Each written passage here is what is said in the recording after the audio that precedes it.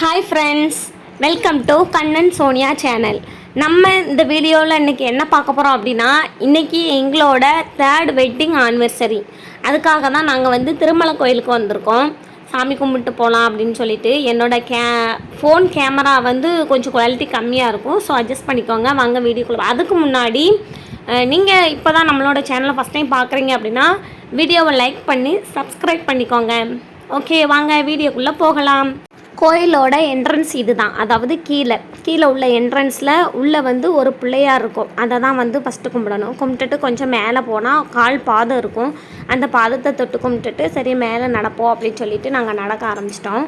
இங்கே வந்தாலே நாங்கள் எப்போதுமே வந்து படியில் தான் ஏறி நடந்து போவோம். ஆனால் நிறைய பேர் இதுக்கு வேனும் இருக்குது, நிறைய பேர் பைக்கில் வருவாங்க.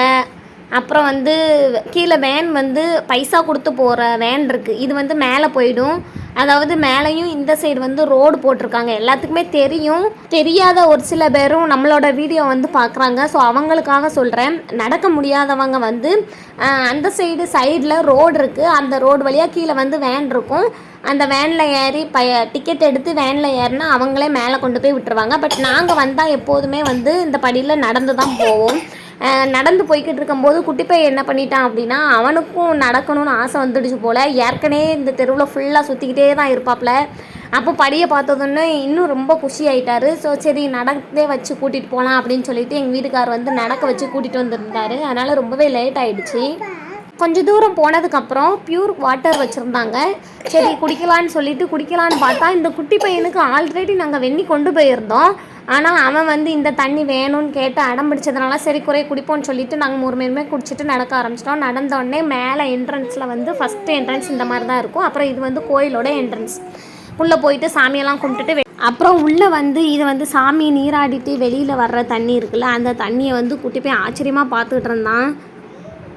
அப்புறம் கீழே வந்து வெளியில் சாமி கும்பிட்டுட்டு வெளியில் வந்தாச்சு. வெளியில் வந்தோடனே என் ஹஸ்பண்ட் வந்து ரீல் சைடு குட்டி பையனே என்னையும் நடக்கிறத அப்படின்னு சொன்னார். சரி அப்படின்னு சொல்லிட்டு வீடியோ எடுத்துகிட்டு இருந்தோம்.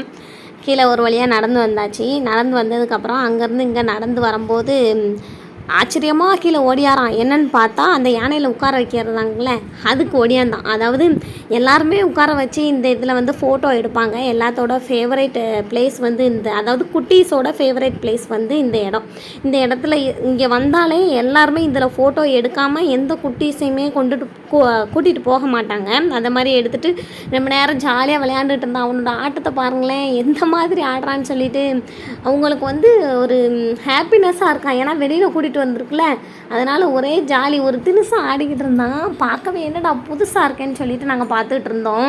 நாங்கள் போன டைமில் வந்து உண்டியல் பைசா எந்த நாள் போல் அந்த டயத்தில் நாங்கள் போயிருந்தோம் போல். நிறைய ஸ்கூல் பசங்களாம் வந்து பைசா எண்ணுறதுக்காக வந்திருந்தாங்க. அப்புறம் குட்டி பையன் ஜாலியாக விளையாண்டுட்டு இருந்தாங்க. அப்புறம் அது பக்கத்தில் வந்து ஒரு தெப்பம் இருக்குது. அதாவது இது வந்து நல்லாயிருக்கும்.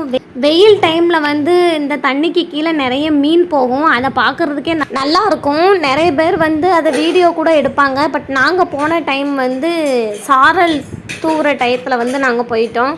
ஆனால் பார்க்க நல்லா இருந்துச்சு. அந்த தண்ணியெல்லாம் எப்படி காற்றுல அசையுது பாருங்களேன்.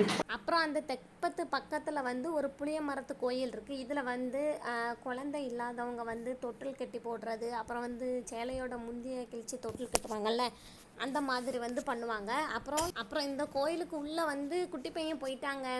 அதாவது சுற்றி பார்க்கறதுக்காக போயிருக்காராம். எங்கே வந்து உள்ளேயே விட மாட்டேன்ட்டாங்க. அவன் வந்து அப்புறம் வந்து உள்ளே போய் சாமியெல்லாம் கும்பிட்டுட்டு அப்புறம் பையன் அப்படியே சுற்றி பார்த்துட்டு வந்துட்டு இருந்தாங்க. அப்புறம் இந்த கோயிலோட பக்கத்தில் வந்து ஒரு அன்னதான கூடம் வந்து இருக்குது. அதாவது நாங்கள் போனது வந்து லேட் ஆகிடுச்சு. ஸோ அதாவது இங்கே வந்து 100 பேர்த்துக்கு மட்டும்தான் வந்து அன்னதான சாப்பாடு வந்து கொடுப்பாங்க. அந்த 100 பேருக்கு வந்து டோக்கன் முடிஞ்சிருச்சு. அதுக்கப்புறம் குட்டி போய் ஒரு வழியாக சுற்றி வெளியில் வந்துட்டார். அப்புறம் இதுவும் நிறைய பேர்த்தோட ஃபோட்டோ ஷூட் பிளேஸ். இந்த பிளேஸ்லேயும் நிறைய பேர் குட்டீஸை வந்து ஃபோட்டோ எடுப்பாங்க. அப்புறம் இவன் வந்து என்ன பண்ணான்னா அதில் எழுதி இருந்துச்சுல்ல, அதை வந்து படித்து பார்த்து விளையாண்டுக்கிட்டு இருந்தான். அதாவது இந்த பழக்கம் வந்து அவனுக்கு எப்போதுமே உண்டு. எங்கே எழுதியிருந்தாலுமே அவன் படிக்க ஆரம்பிச்சிருவான். அப்புறம் இந்த பிளேஸ் தெரியாதவங்களே இருக்க மாட்டாங்க. அதாவது எல்லாத்தோட ஃபேவரட் பிளேஸ் வந்து இது தான். நிறைய பேர்த்தோட ஃபோட்டோ ஷூட் எல்லாமே வந்து இந்த பிளேஸில் தான் இருக்கும். இந்த கோயிலுக்கு வந்தால் கண்டிப்பாக இந்த பிளேஸில் ஃபோட்டோ எடுக்காமல் யாருமே போக மாட்டாங்க. அப்புறம் சாமி கும்பிட்டுட்டு கீழே இறங்க ஆரம்பிச்சிட்டோம். இறங்கும்போது ஒரு வழியில் பார்த்தீங்கன்னா இதில் வந்து நிறைய கல் அடுக்கி வச்சுருந்தாங்க. அதாவது வீடு கட்டணும் அப்படின்னு நினைக்கிறவங்க இதை வந்து அடுக்கி வைப்பாங்களா. வீடு கட்டணும்னு நினைக்கிறது ஓகே, பட் உழைக்காம சேமிக்காமல் வீடு கட்ட முடியாது. ஸோ உழைக்கணும், சேமிக்கணும், அப்போ தான் வீடு கட்ட முடியும். அப்புறம் வந்து கீழே நடக்க ஆரம்பிச்சிட்டோம். அதாவது கீழே இறங்குறதுக்கு வந்தாச்சு. குட்டி பையன் வந்து ஒரு வழியாக மேலேருந்து கீழே இறங்கி வந்துட்டாங்க. எனக்கே ஆச்சரியமாக இருந்துச்சு பார்க்குறதுக்கு. கையை விடவே மாட்டான்ட்டான். அப்புறம் வந்து கீழே லாஸ்ட்டாக ஒரு டீ கடையில் டீ குடிச்சிட்டு போகலான்னு சொல்லிட்டு எனக்கு ரொம்ப பசி ஆயிடுச்சு. சரின்னு ஒரு டீ 2 டீயும் வாங்கிட்டு 2 வடையும் சாப்பிட்டுட்டு ரிலாக்ஸாக கொஞ்சம் அங்கே நேரம் உட்காந்துருந்தோம். உட்காந்துட்டு பார்த்தா என்னடா குட்டி பையன் தனியாக மண்டை மட்டும் ஆடிக்கிட்டு இருக்கு அப்படின்னு பார்த்தா, நீங்கள் பாருங்கள், நல்ல மண்டையை ஆட்டுவான். என்னடா திடீர்னு இவன் மட்டும் மண்டையை ஆட்டிகிட்டு இருக்கான் அப்படின்னு நானும் ஆச்சரியமாக யோசிச்சுக்கிட்டு இருக்கோம். கடைக்காரங்களும் சொல்கிறாங்க ஏன் திடீர்னு மண்டையை ஆட்டிகிட்டு இருக்கான் அப்படின்னு. அதுக்கப்புறம் பார்த்தா அந்த மேலே ஒரு புத்தர் ஸ்டாச்சு இருக்குல்ல, அது வந்து வெயிலுக்கு சூரிய ஒளிப்பட்டா அப்படியே ஆட்டுமா, அதனால் அவன் ஆட்டிக்கிட்டு இருக்காப்புல. அப்புறம் வர வழியில் வந்து இந்த பச்சை பசேன்னு இருக்க இதை வந்து பார்த்தோம். அதாவது மற்ற ஏரியாக்களில் வந்து தண்ணி கம்மியாக இருக்கிறதுனால சோளம், அப்புறம் மிளகா செடி, கத்தரி செடி இந்த மாதிரி போட்டிருப்பாங்க. பட் இங்கே வந்து நிறைய நான் போகிற டைம் எல்லாமே இதில் வந்து நெல் நாற்று தான் நட்டு போட்டிருப்பாங்க. இது வந்து நல்ல பச்சேன்னு பார்க்கவே நல்ல அமைதியாக பீஸ்ஃபுல்லாக பார்க்க நல்லா இருந்துச்சு, ரிலாக்ஸாக இருந்துச்சு. அப்புறம் ஒரு வழியாக எங்கள் ஊருக்கு வந்துட்டு இந்த கடையில் புரோட்டா வாங்கி சாப்பிட்டேன். அதாவது நீங்கள் இந்த ஏரியாவில் இருக்கீங்க அப்படின்னா, கடையநல்லூர் சரௌண்டிங்கில் இருக்கீங்க அப்படின்னா கண்டிப்பாக இந்த ரஹ்மத் கடை வந்து தெரியாமல் யாருக்குமே இருக்காது. இந்த கடையில் புரோட்டா, பிரியாணி, அப்புறம் வந்து இடியப்பம் எல்லாமே போடுவாங்க. பட் இதோட சால்னா தான் ஹைலைட்டே, ரொம்ப நல்லாயிருக்கும். அப்புறம் வந்து நைட் டைம் எனக்கு ஒரு சர்ப்ரைஸ். அதாவது எங்கள் வீட்டுக்கார் வந்து என் பையன் பர்த்டேக்கு வந்து வெனிலா ஃப்ளேவர் வாங்கியிருந்தாங்க. எனக்கு அந்த ஃப்ளேவர் பிடிக்காது. எனக்கு வந்து சாக்லேட் ஃப்ளேவர் தான் பிடிக்கும். அப்போவே எங்கள் வீட்டுக்காரர் சொன்னார், இதை வந்து வெண்ணிலா ஃப்ளேவராக இப்போ வாங்குவோம்.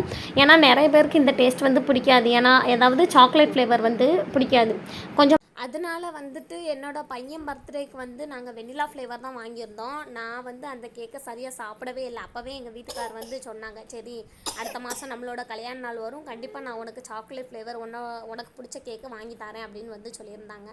அதுக்கப்புறம் வீடியோ எடுக்கிறது கூட தெரியாமல் எங்கள் வீட்டுக்கார் வந்து போஸ்ட் கொடுத்துக்கிட்டு இருந்தாங்க. அப்புறம் நான் சொன்னேன், எப்போ அது வந்து வீடியோ எடுக்கிறாங்க, ஃபோட்டோ எடுக்கலை, நீங்கள் பாட்டில் போஸ்ட் கொடுத்துக்கிட்டு இருக்கீங்க அப்படின்னு சொல்லி கிண்டல் பண்ணிக்கிட்டு இருந்தேன். அவ்வளோதாங்க, வீடியோ வந்து முடிஞ்சு. எங்களோட கல்யாண நாளுமே நல்லபடியாக முடிஞ்சிச்சு. ஓகே, வீடியோ பிடிச்சிருந்தா லைக் பண்ணுங்கள், ஷேர் பண்ணுங்கள், மறக்காமல் நம்மளோட சேனலை சப்ஸ்கிரைப் பண்ணிக்கோங்க. ஓகே, தேங்க்ஸ் ஃபார் வாட்சிங்.